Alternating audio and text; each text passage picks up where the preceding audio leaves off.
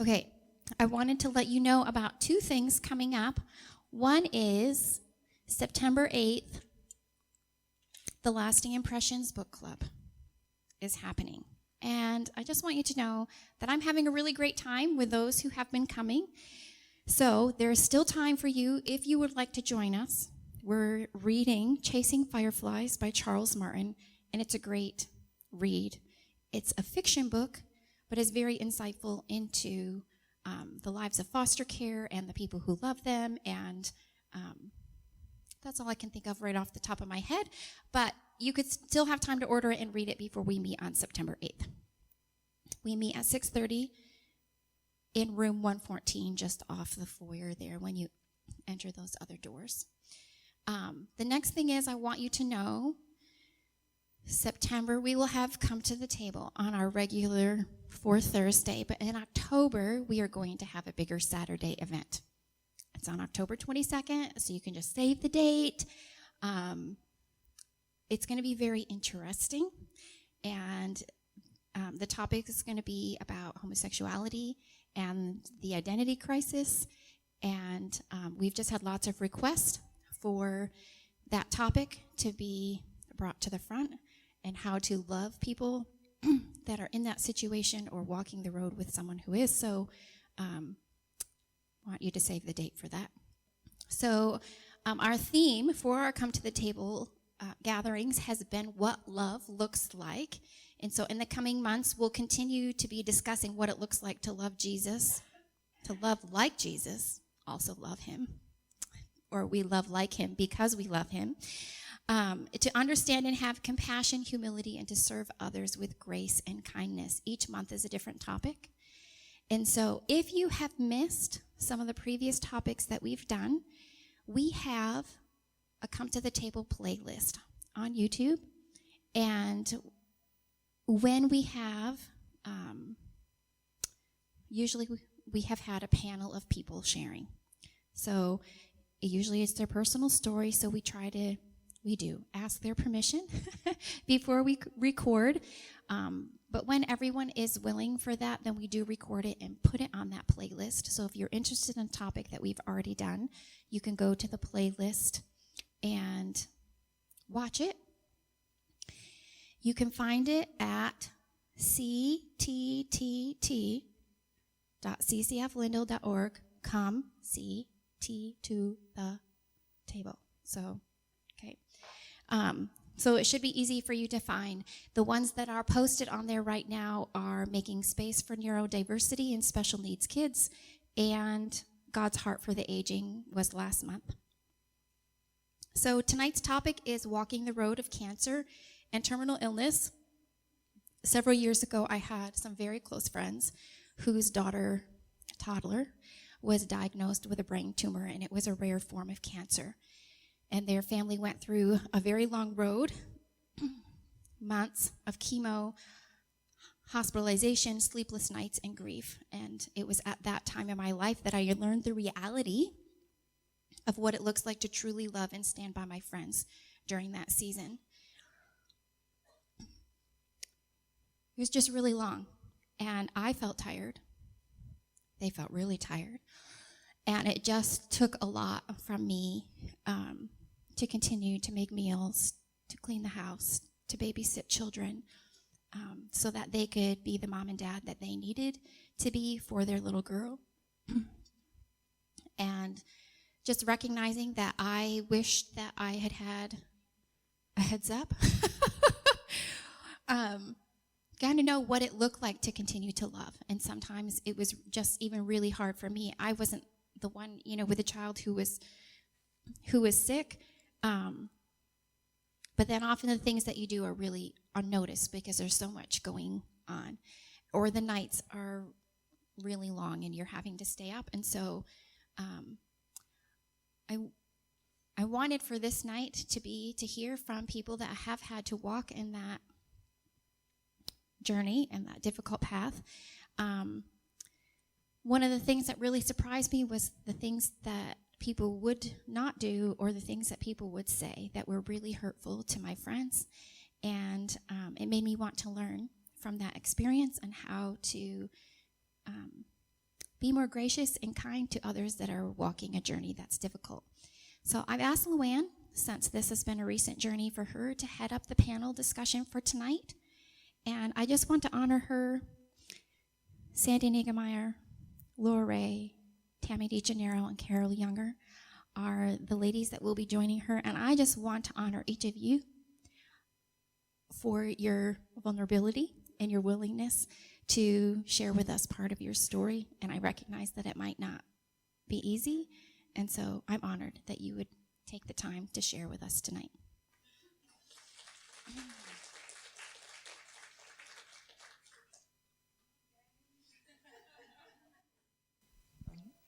I have two ladies with me tonight that are currently walking the road of various stages of remission or treatment, and then two ladies that have cared for close members of their family, their spouses, that walking the road of cancer. So I'm just going to pass the mic and let you guys hear some of their story.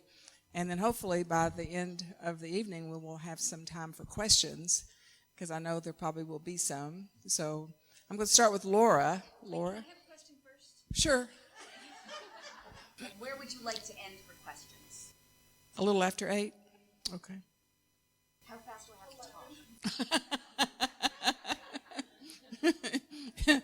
Yeah, we were doing a video earlier in the day, and we were having trouble keeping up with the teleprompter. You know, Roland has a teleprompter. He's a high-tech guy. And we were like, and finally the girl that was helping me do the video, she said, "Can we turn that down a little bit?" And he looked at it and said, "Oh, it's going 84 miles an hour. Yeah, we can turn it down." So anyway, every morning David and I pray for all of y'all that have walked through this. And you know, we didn't know what it was like to walk through it until I had to walk through it. So it sensitizes you to other people's needs. So I'm going to start with Lorah. Let her start. Is that okay? All right, thank you. I spoke here at this meeting actually exactly 2 years ago, so I'm happy that I'm here.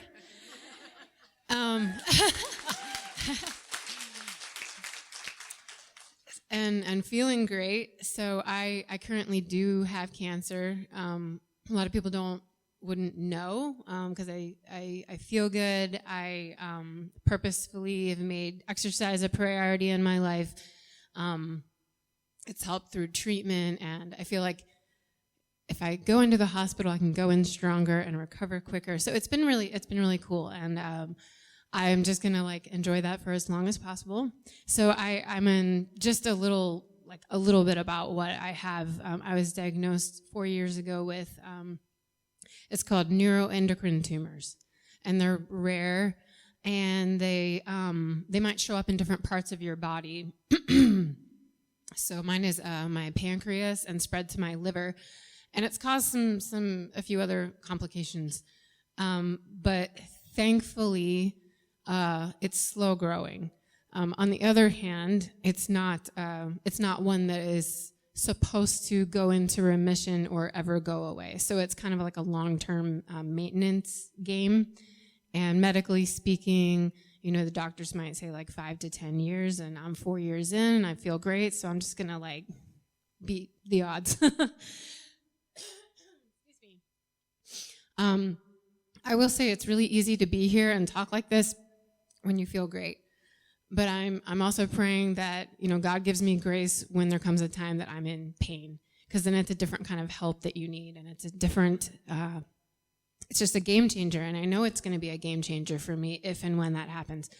So I always think about God give me the grace for that eventually, if that happens. But so that was a little bit just a recap on me, and we talked a little bit about what we wanted to share on, you know, how to help people or love people. And I just wrote down a few things, 3 things that I find not helpful, and 3 or 4 things that I find very helpful. And we could be very different. So something I say may be opposite. You can like shake your head yes or no, and I say something that you're like, I'm not sure. So, number one, and this doesn't mean it's number one most important. It's just I've had, and I've said this a few years ago, I've had a few people kind of their first response, and I think it's out of trying to comfort me, is, well, we could go at any time. Today is all we have. You know, I could die of a heart attack tomorrow, or get in a car accident. You know, so you know we only have today, and they kind of say that to that it's a comfort, that really, like, just because I have cancer doesn't mean, you know, someone without cancer could die before me. And yes, that's true. We all live with the knowledge that we could be taken suddenly. The difference is, and I don't find it comforting, because the difference is, I know I could be taken suddenly, but I also live with the knowledge that I will go unless God creates a miracle, unless God gives me a miracle, like in 5 years, like that bus will hit me, or, you know, so it's that knowing that is a struggle, that you live with. And so it's the grappling with that. So it's kind of, I guess, maybe not trying too hard to put yourself in the same boat as someone that you're just not.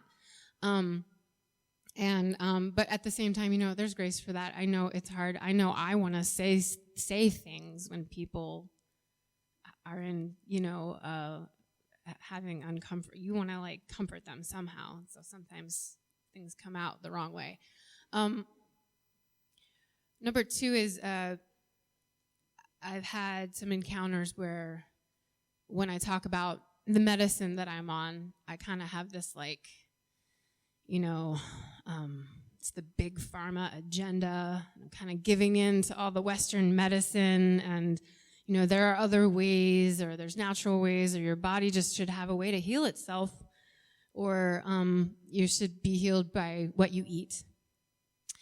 And everyone comes at this differently. I personally feel that there are some diets people would recommend that, you know, I'd be chasing ingredients to the ends of the earth, and I probably wouldn't have a life with my kids if I followed this diet.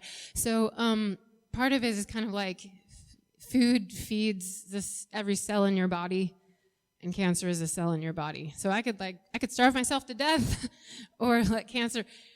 And there are different diets. One big thing is don't have sugar. Sugar feeds the cancer. And one of my biggest things I tell people is that cancer is a name for 100 different diseases.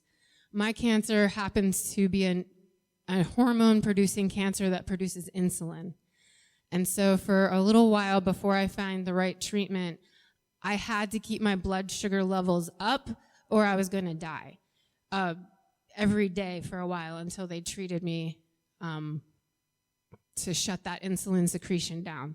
So for me, it was sugar is keeping you alive.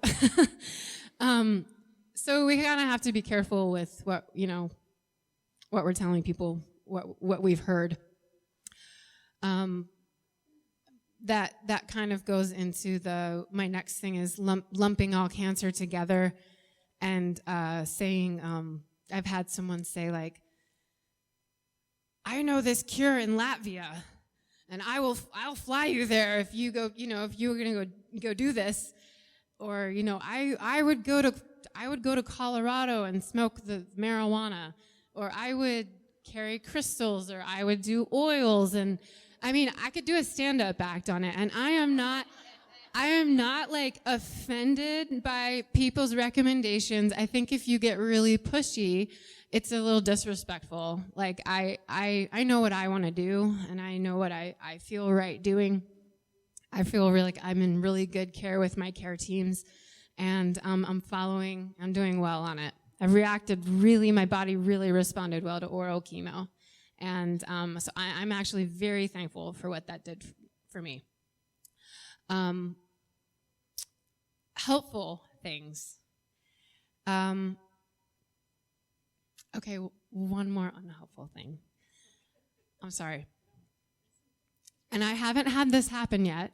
But if you come at me with, like, trying to get some sin out of my life because I have cancer, you and I will have a little talk.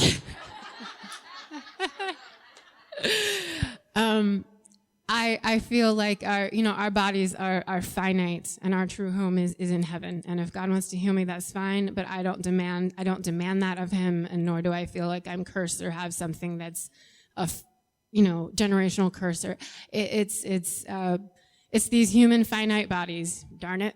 So, yeah. So that. If you ever want to talk to me about my opinion on that, that's fine. And it's not like obviously I think we all look into our lives and see what things we might need delivered from, and but I don't feel that this is a result of that. Okay, so helpful. Just saying I'm sorry. This must be hard. Like, because there's times that it really is. Like I want to raise my kids. I want to be the one, and how do I deal with that? Number two, like how can I help? How can I pray? For me, I'm a verbal processor, and so if someone says, like, tell me about it, that is perfectly fine with me. I will tell you, if you really want to know, I am happy to. So other people are very much, maybe more private about it. So, depending on the person, they may really be ready to talk. Obviously prayer. And my last thing is just practical things. When I'm sick, I haven't been sick for a very long time, thank God, but when I was on oral chemo and had a few sick weeks, those practical things like meals, or just someone saying, I am going to bring you a meal, because I don't really, it's overwhelming to think of who do I call? Just people coming forward and willing to run errands or make a meal or help with children, whatever. I think that's huge. So I think that's mine.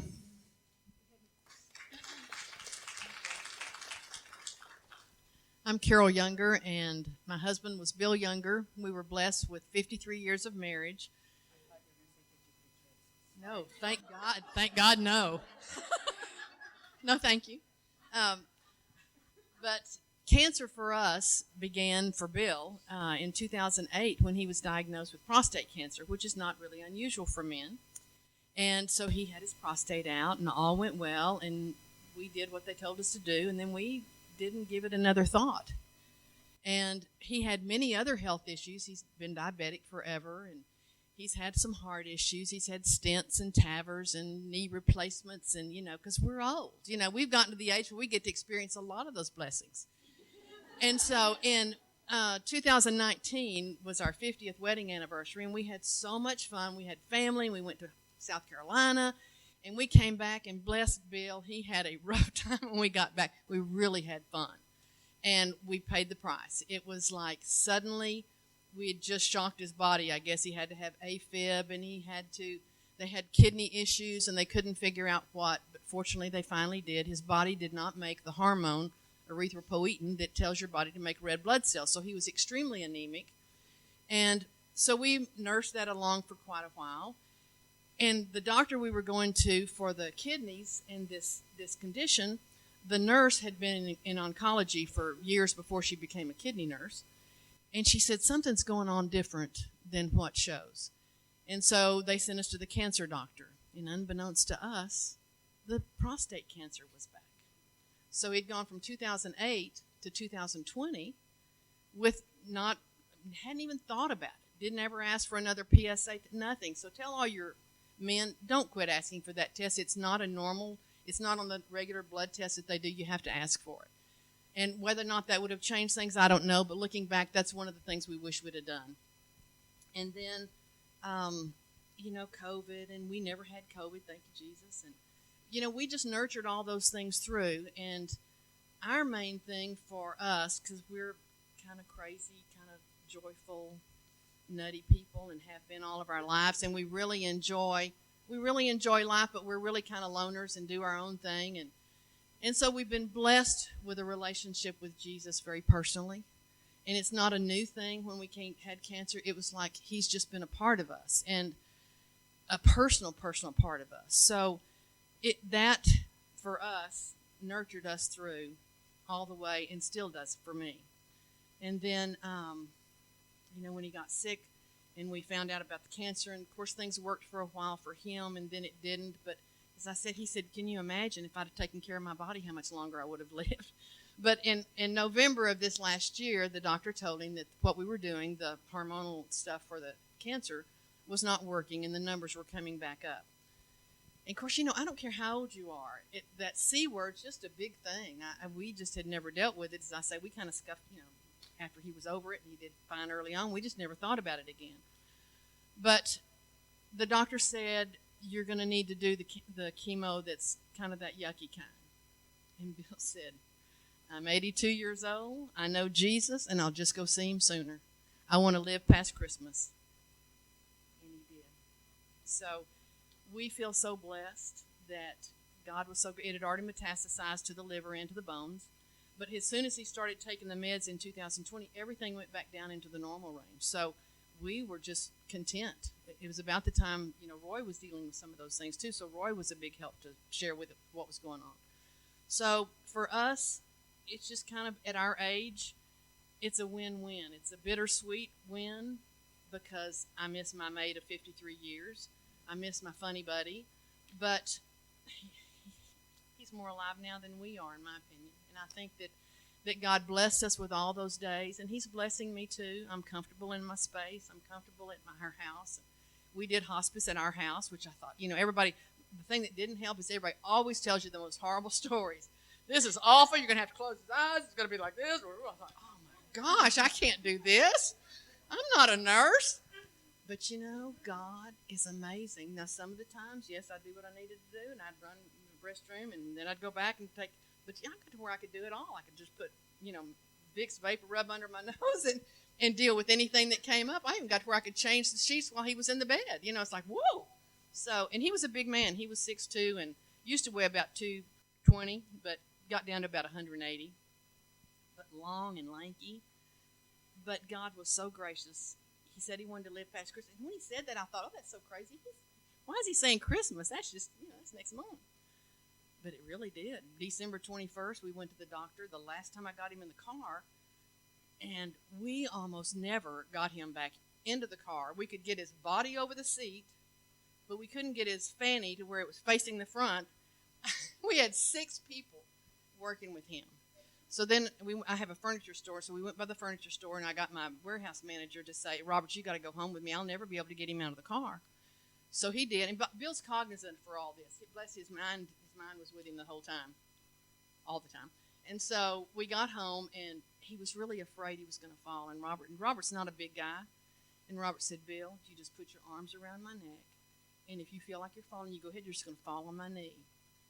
And he did, and somehow, by the grace of God, Robert lifted him up, and we got him on that rollator that we used for a wheelchair to get him in on the ramp and into the house and into the bed. And then we realized that the doctor said, I know that we can do, because the shots were not working. I said, so what do we do? They said, well, we have to do transfusions. So Bill hated that. Had horrible arms. It just was awful. And so we got him in there, and I told the doctor that we really don't want to go for another transfusion. We realize this is the time. It's God's timing, and we believe in God, and that's, we're just going to trust. Our kids were all close, and we all agreed, and everybody came throughout the time frame, and at Christmas, by the grace of God, I got that long, lanky body on that rollator and rolled him into the living room and got him set up in a chair. And then our kids we were supposed to go to Dallas for Christmas, and some of our kids had flown in from Florida. Well, everybody came to our house.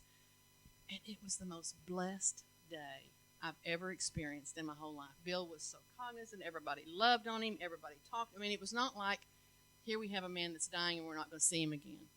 It was as joyful as I just think in the church came by and sang Christmas carols right before that, and that was a real blessing for him. It just, it's tough times, but Jesus. And that's what I hold on to now, and I'm so grateful.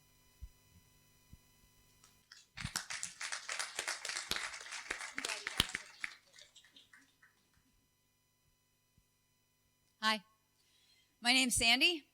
I guess I was diagnosed 2 years ago with triple negative breast cancer. And as soon as I was diagnosed, I was sure I was going to die in a week. And so I got out a list of things that I needed to get done before I died. And yay, I get to go see Jesus. And I'll give my husband all the passwords and everything will be fine.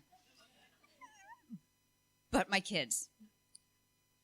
And so I'm still here. There was no way I was going to do chemo. Absolutely not. There are 103 different natural ways to go do stuff, and nobody wanted my kind of cancer.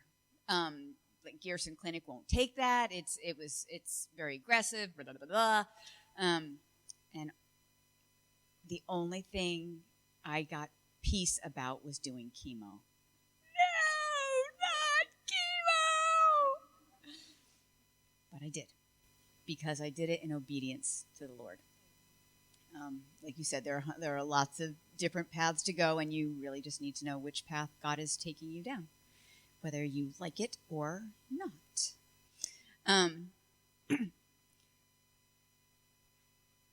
Heather Crane, Miss Organizer, two things that really, really helped.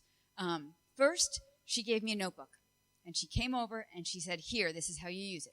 This is where all your insurance papers go. This is where all your doctor's labs go. This is where your protocol goes. This is where, and this is when something gets paid, it goes here. And this is a list of emergency numbers. And here's a little catalog in the back that you put everybody's card so that you have the numbers." And wouldn't you know, the first chemo treatment, I thought I was going to die, and James needed the number, and all I could do was go.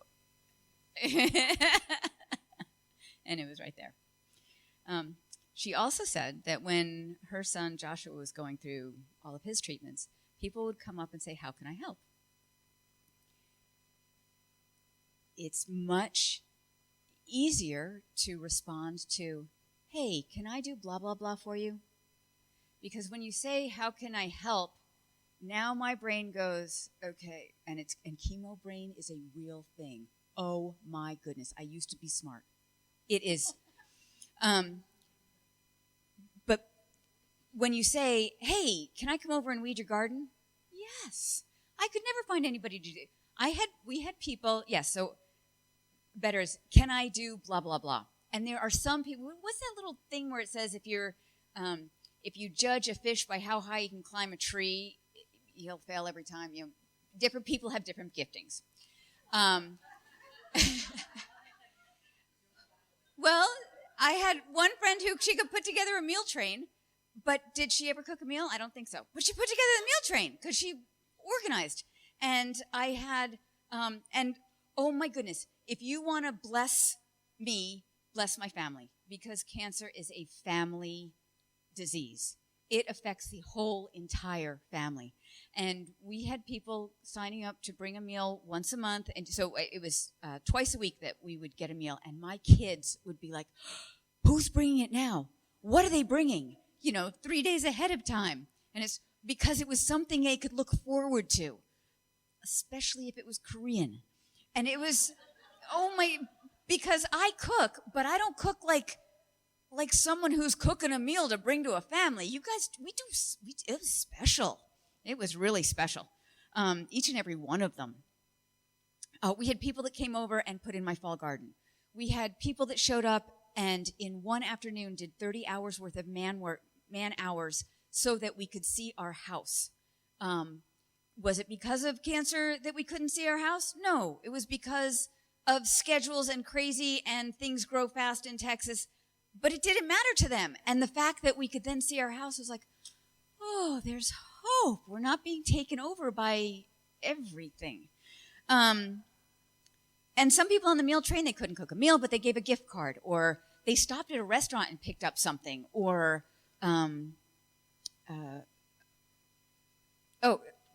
bless my kids. Somebody took them to Splash Kingdom, or took them on an outing, or just took them to talk. Because how do you process the fact that it's COVID and nobody is allowed to be with you, and my kids are missing their friends, and everything's on Zoom, and they hate life, and I'm homeschooling, and I'm not homeschooling because I couldn't. Good luck, you're on your own. I still don't think I've done their grades from that year. But I did have what was super special to me. You say, ask me, and I'll tell you. I'm an internal processor. I'm not a verbal processor.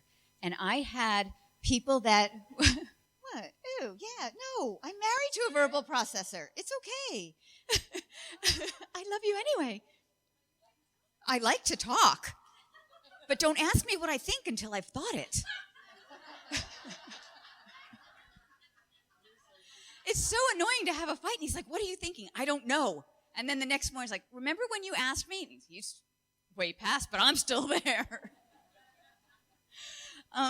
So I had an email list of people that know me and love me anyway. And I could tell them anything. And I did.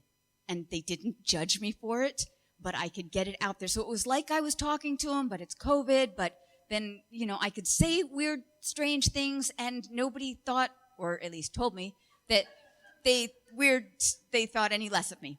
But then at the Caring Bridge, caringbridge.org. If you want to know what it's like to go through cancer, go look up Sandy Niggemeyer on caringbridge.org. If you have cancer, don't look it up.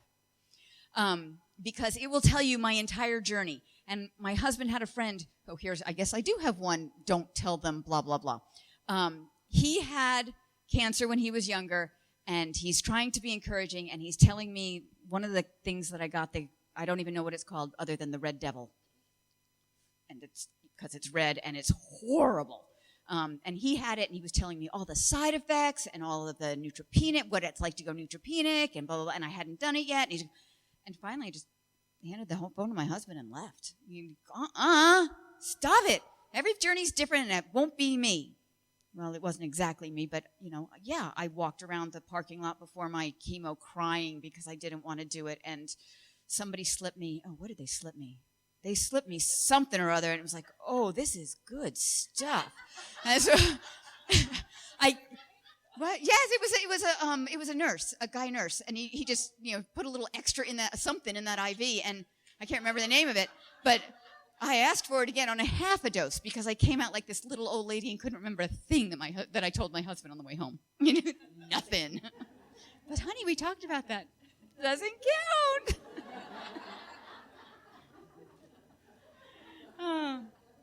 Oh, and then I had people, there's some people that can't do the meal list, but they'll bless you with a basket of food. If God is telling you I don't know what your wheelhouse is, I don't know what your strength is, but go with it. Because I had one friend who, food is her wheelhouse. And I don't know that she ever made me a meal, but she dropped off a basket of, if she had looked in my cabinets and knew all my heart's desires, it was there. And I would never ask somebody to get Stonewall Kitchen jams, the expensive organic stuff. She put it in a basket that my daughter was like, Mom, can I have the basket? It was wonderful. And then there was another family that dropped off a box, and in it was everything I wouldn't have bought. But it was everything we needed. It was, because it was everything that my kids could then cook. A basket of, a thing of taquitos from Sam's Club? That's never coming in my house. They were so excited. It was great. You ask my daughter what's the best thing about cancer, and she'll say gifts, because gifts is her love language, and she likes to open the boxes. And people who brought meals, because it was something to look forward to. And in that box of the things that I would never, this is one of my favorite things, was kitty litter. It was just before Snowmageddon. I have barn cats, and I was going to bring the barn cats into the house, but with the chemo I was on, no one would let me drive. And so I couldn't go out and get the kitty litter, and I'm not asking somebody for kitty litter because I don't have cats in that. Anyway, what do they put in there? A bag of kitty litter. They were thinking when the ice and the snow come, my front walk would be. And I'm like, oh, kitty litter! But don't ever bring a barn cat in a house.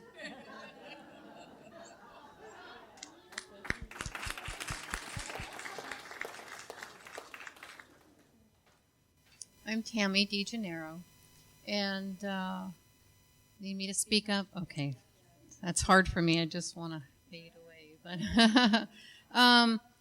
my husband had brain cancer. We were married 23 years, and we were on vacation in California for a very wonderful event. Our first granddaughter was born 10 days before, and found out he had a mass on his brain. The ER doctor said it looked like brain cancer right away. Didn't know that. We had to, have tests and that done. So we were hopeful that maybe it was just bacteria, something else. You just don't know. Nothing prepares you for something like that. It was just such a shock. He had been acting a little different, forgetting, but that was probably the last thing I would have thought. So I just remember the Holy Spirit really just filling me. I almost went through the 5 months that he lived supernaturally. I heard words to songs I had never heard before. The radio would be playing songs I had been listening to for years, but I was like, wow, I've never heard it say that. I didn't know this song said that. Verses would come to me that I had heard all my life, lyrics of songs, things from books, things people said. It really carried me, the relationship that I had with the Lord. All my life I felt he was preparing me to go through what I was to go through, and it made me almost wonder if maybe he wasn't going to make it because of all the provision that he gave me. My husband said, I don't want this to be for nothing. So I tried real hard to show God in everything that was happening as we would share with friends and family on Facebook, and we got just thousands of messages back, real encouraging. I would read them to him. He'd laugh and chuckle. People would put prayers and memories, and then there was a song that was playing all the time, and I didn't even want to hear it because of what it was saying, but I knew God was talking to me because everywhere I went, I heard this song, and let's see, I put it down here because I knew I wouldn't remember what it said. Oh, yeah. So it was a song by Lindale, and it was called Rescue. So I'm telling you, I heard this song every time there was music playing somewhere. And it says, you are not hidden. There's never been a moment you were forgotten. You are not hopeless, though you have been broken. Your innocence stolen. I hear you whisper underneath your breath. I hear your SOS, your SOS. I will send out an army to find you in the middle of the darkest night. It's true, I will rescue you. And he did. I mean, the security guard was talking to me and tells me he's a part-time pastor and is praying. The ladies at the breakfast in the cafeteria, doctors, nurses, the cleaning lady, go to the bank. Everybody, it was, here we're not in our town, but everybody was reaching out to me. And I just knew it was the Lord. I could just feel him like I had never felt him in my life. And I felt carried. And I knew I had to make some decisions. I had to get through this. I needed to survive. I was doing everything I could to help my husband. But, how do you have the stamina and the strength? Because you're tired, you're there all the time, you're helping. And a friend from Life Group, Shirley, sent me a little book. I had read the big book, 1,000 Gifts, from Ann Voskamp. And I decided I was going to write my 1,000 thank yous because I needed to keep my head, in a positive place with all this negative things, with cancer, everything, just seeing a cancer doctor, just having to go to that clinic the first time and pull in the parking lot. You almost get an attitude against it. It's very hard to keep your composure. And she says in there that it's impossible to give thanks and feel fear and anger at the same time. So I just try to stay constantly in a state of thankfulness. I thanked God for every little. You think you could go through 1,000 thank yous very quickly, but it takes a long time. And I would write and think, and it really helped me keep my mind in a positive place. Trying to think what else might be of some help to someone going through what we did. Oh yeah, there was a couple things that came to mind, like instead of praying for deliverance, I felt God wanted me to pray for endurance. We just want to get through something and out of it. And I had to lean into the painful darkness and walk through it. And I just felt myself just pressing into it. And you're just going to have to walk this out. You can't get away from it. There's nothing you can do. And, God's going to give you what you need to walk through. He's been preparing you all your life. So I just kept that mindset. And I still am, fan of Charles Spurgeon.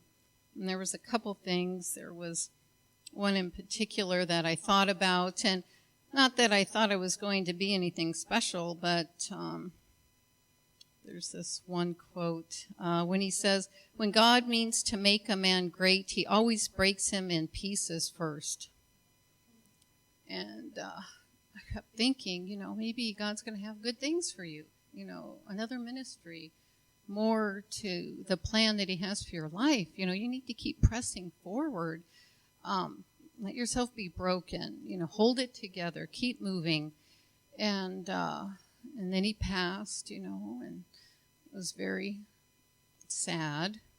And then I had to make the choice to get up out of bed. And I had an older daughter and an 11-year-old daughter at home.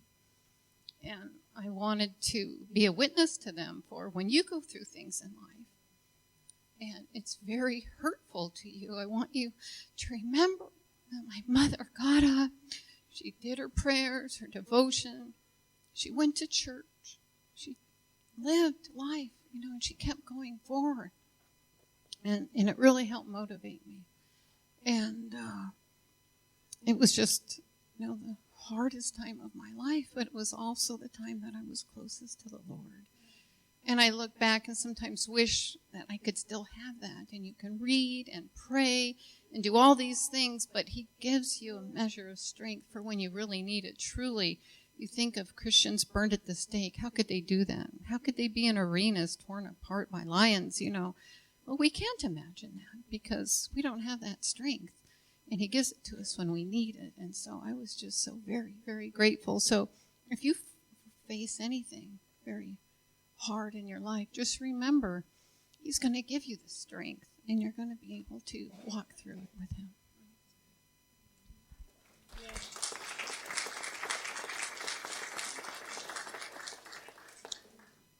I'm not going to go into a lot of detail where I want to have some time for questions. Most of y'all know me. Y'all have known what I've been through. I was diagnosed in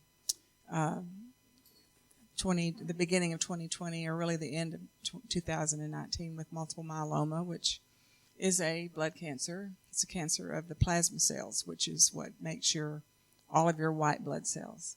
And so anyway, there is no cure.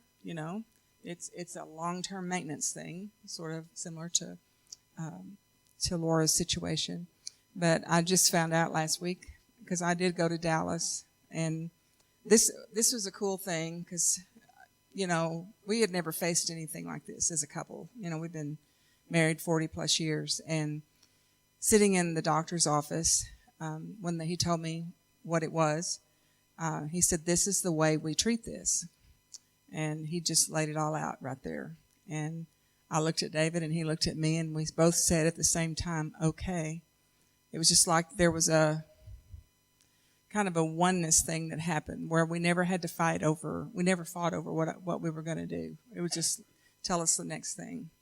And so I did go to, I went through 4 months of chemo, and then we went to Dallas, and I had a stem cell transplant, which is a really complicated thing, but they actually take your blood out and, save your stem cells, and then they zap you with really high dose chemo, and then they put your stem cells back in.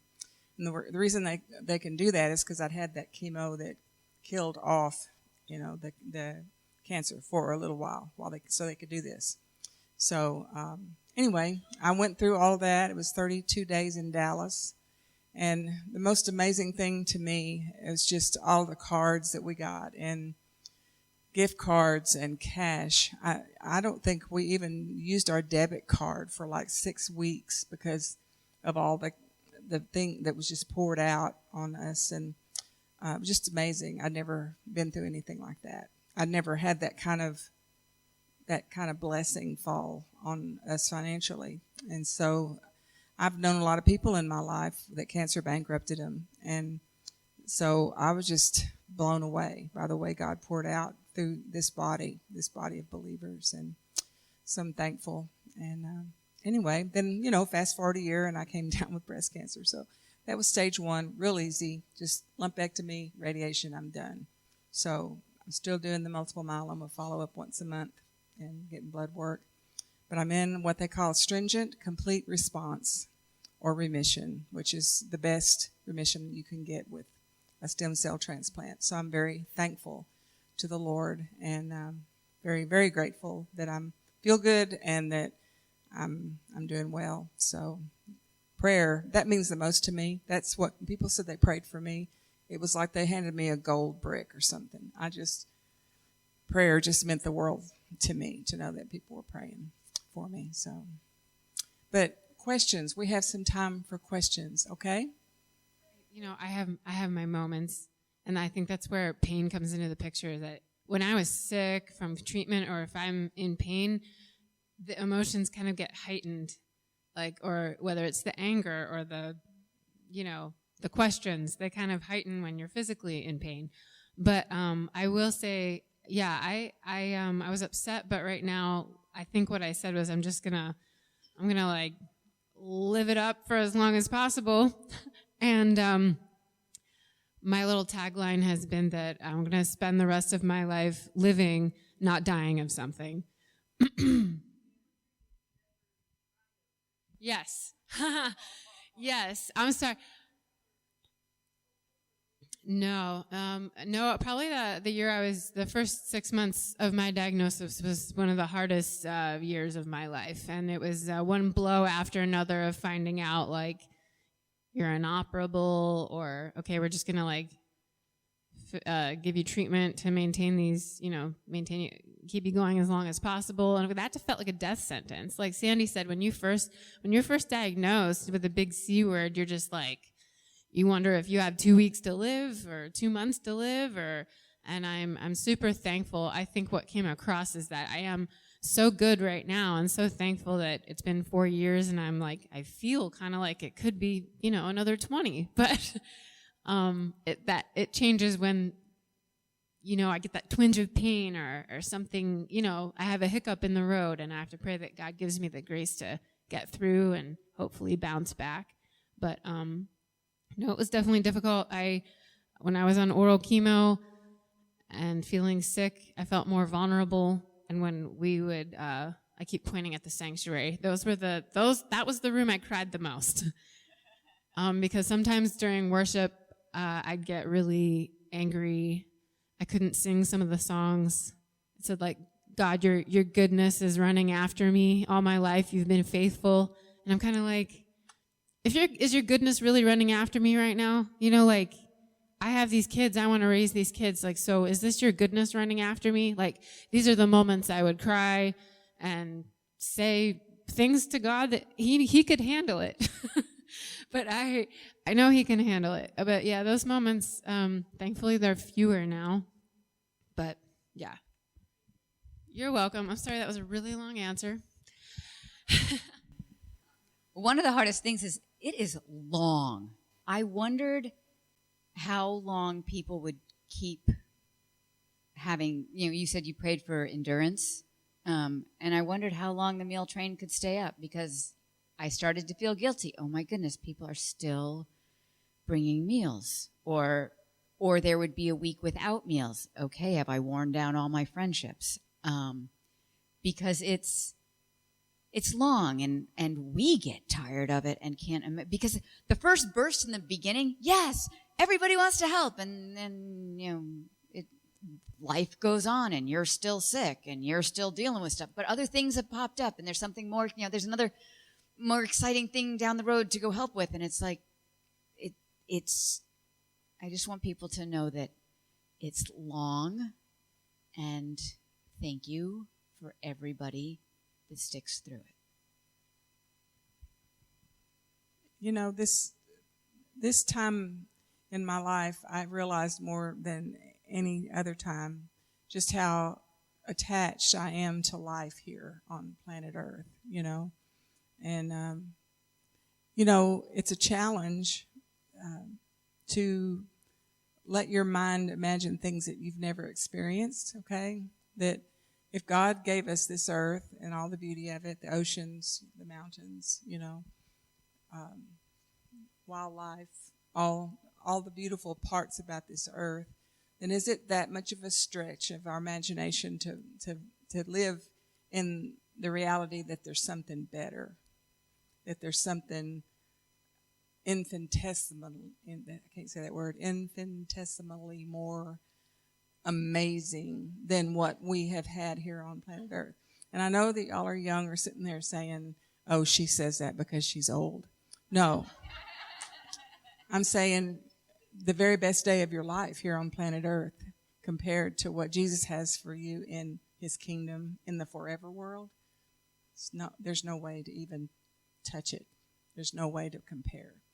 And so, that's the thing that when I was telling my kids about the multiple myeloma, I told them over the phone. And a lot of times, I don't know if y'all have had this experience, but something blurts out your mouth and you realize that it wasn't you, but it's true. And so it had to be the Holy Spirit, okay? And so I was talking to my daughter, Sarah, and I just said, Sarah, I gave my life to Jesus when I was 17 years old, okay, walking with him for a long time. And he really confronted me with this. It's, you gave this to me. Now are you going to take it back? Are you going to go back on your gift to me? And I said, no, Lord, I don't want to do that. I want my life to still be yours.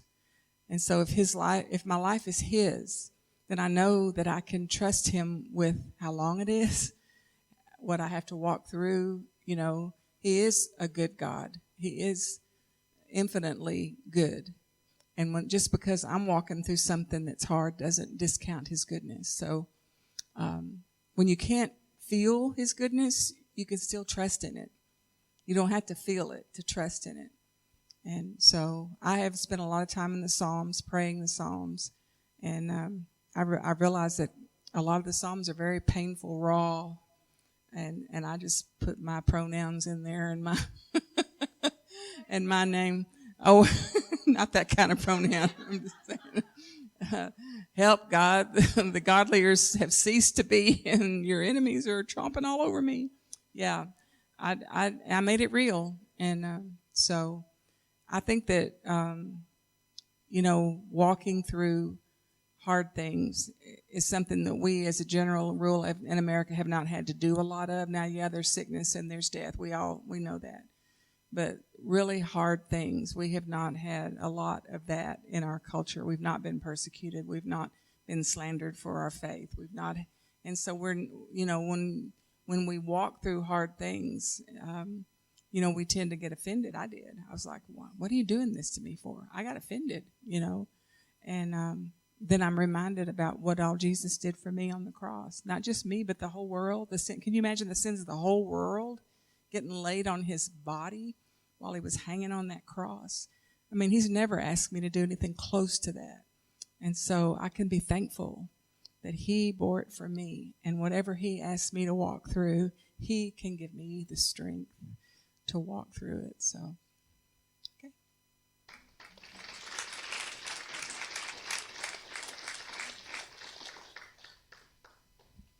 Well, that's all I have for tonight. But I actually feel like we should just pray quick. Would you pray? And if there's anyone who is going through a difficult time, and it doesn't have to be cancer or terminal illness, but if you are walking through something really difficult, then I just want to take time to pray. And so if you would just raise your hand, and the people who are sitting next to you can just lay hands on you. And are you okay to pray? My mom is going to pray. So if you see someone with their hand raised, you can just go and lay hands on them. And then, Mom, if you'll pray. Well, we should be the most happy, joyous people here tonight because only one person has raised their hand. But we can gather around Deb.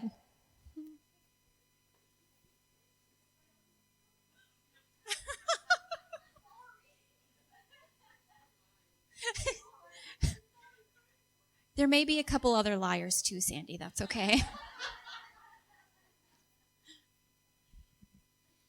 Heavenly Father, I thank you so much for the women tonight that were so gracious in sharing their story and that can help us to know what to say and what not to say, and just encouraging me to just hold tight to you in the good times and the bad, so that when things come along, it won't be any different. You'll be really close, and we can trust you. We all acknowledge what Luann said, is that you are good, and even when things are hard, you're still good. And when we're not feeling it, we trust you that you are good. But things are hard sometimes, and we pray for specifically Deb's, who's going through a really hard time right now. And I just pray you would comfort her and heal her body and her mind, and help her mother as she's the main caregiver also, and strengthen her and draw them both, and her father as well, close to you. Just pray for healing for Lorah. I think it's okay, God, that we ask, and that as we see her, Lord, I'm just so encouraged by the way that she lives, and that she's not living to die, but she's living, planning on living as long as you have her here, and I thank you for that. And yes, we love you, Lord, and so we're going to just take one step at a time. We're going to put one foot ahead of the other and walk this walk with you. And we need you to hold our hand, your Holy Spirit to come beside us, strengthen us, encourage us, give us wisdom as we walk beside others as well. Amen.